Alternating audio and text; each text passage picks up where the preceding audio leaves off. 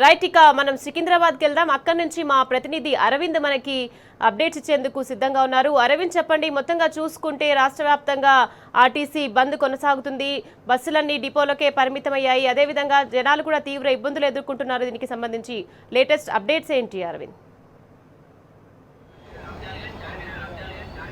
నిఖత్, ఏదైతే చూసుకుంటే summer effect పూర్తిగా కూడా కనిపిస్తుంది. ఎక్కడ కూడా ప్రధానంగా కొన్ని ప్రాంతాల్లో మాత్రమే అద్దె బస్సులు కానీ ప్రైవేట్ బస్సులు కానీ కొన్నే నడుస్తున్నాయి. ప్రజలు కూడా తీవ్రంగా ఇబ్బంది పడుతున్నారు. అర్ధరాత్రి సమయం నుండి కూడా ఎక్కడ కూడా బస్సులు నడవకపోవడంతో ఇటు ప్రధాన రైల్వే స్టేషన్ అయినా అటు సికింద్రాబాద్ రైల్వే స్టేషన్ దగ్గర, అటు సికింద్రాబాద్ బస్ స్టేషన్ దగ్గర, అటు రేతిఫైల్ బస్ స్టేషన్ దగ్గర ఏదైతే రైల్వే స్టేషన్లో వచ్చిన ప్రయాణికులు అందరూ కూడా బయట బస్ కోసం కూడా అర్ధరాత్రి నుండి కూడా వెయిట్ చేయడం కూడా జరుగుతుంది. ప్రధానంగా ఇక్కడ ఏదైతే సికింద్రాబాద్ బస్ స్టాండ్ దగ్గర కానీ, అటు రేతిఫిల్ బస్ స్టాండ్ దగ్గర కానీ ప్రధానంగా ప్రైవేట్ బస్సులు అంటే సెట్విన్ బస్సులు కూడా ఇక్కడ ప్రైవేట్ బస్సులు నడుస్తున్నాయి. దీని కారణంగా కూడా ప్రైవేట్ బస్సులు దాదాపు ఒక పర్సన్ నుండి 5 నుంచి 7 రూపాయలు 8 రూపాయల ఛార్జ్ కూడా పెంచే అవకాశాలు కూడా ఎక్కువ ఉన్నాయంటూ కూడా ఇక్కడ ఏదైతే ప్రయాణికులు కూడా తీవ్రంగా ఆవేదన వ్యక్తం చేస్తున్నారు.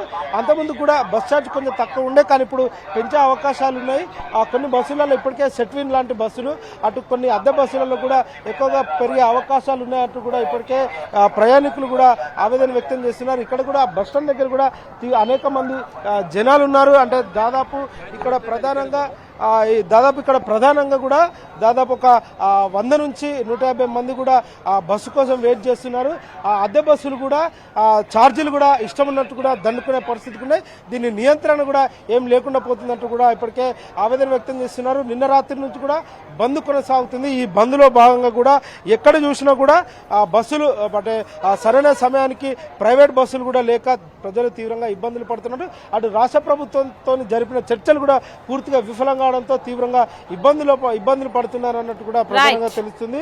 ఇక్కడ మనతోని కొంతమంది ప్రయాణికులు ఉన్నారు, వారిని అడిగించే ప్రయత్నం కూడా చేద్దాం నిఖత్ ఒకసారి. అంటే ఏదైతే చూసుకుంటే తెలంగాణలో ఇప్పటికే ప్రభుత్వంతో జరిపిన చర్చలు కూడా పూర్తిగా విఫలమైనాయి. ఏదేమైనప్పుడు కూడా అటు ఆర్టీసీ కార్మికులు కూడా వాళ్ళు అడిగిన డిమాండ్స్ కానీ రాష్ట్ర ప్రభుత్వం ఎన్నికల హామీలో ఇచ్చిన మేనిఫెస్టో నెరవేర్చాలంటూ కూడా వాళ్ళు డిమాండ్ చేస్తున్నారు నిఖత్.